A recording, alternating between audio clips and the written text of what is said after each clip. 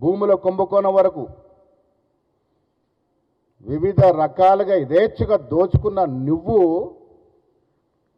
ఈ దేశం కోసం తాత ముత్తాతల నుండి ఆస్తులతో పాటు పదవులను కూడా త్యాగం చేసినటువంటి రాహుల్ గాంధీ గారి గురించి మాట్లాడే సాహసం ధైర్యం ఎక్కడిది కేటీఆర్? నీకు నీ స్థాయి ఎంత, నీ బతుకెంత, ఏంటి నీ బతుకు? అమెరికాలో పెట్రోల్ బంకులో పెట్రోల్ పోసిన నువ్వు ఉద్యమం ఎగిసి పడుతున్నప్పుడు అమెరికాలో సరదాగా గడిపిన నువ్వు ఉద్యమం ఒక రూపంకి వచ్చిన తర్వాత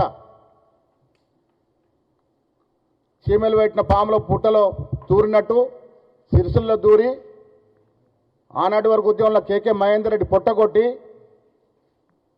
డబ్బుల మదంతో ఎమ్మెల్యే అయి నువ్వు ఇవాళ రాహుల్ గాంధీ గారి గురించి, రేవంత్ రెడ్డి గారి గురించి మాట్లాడతావు?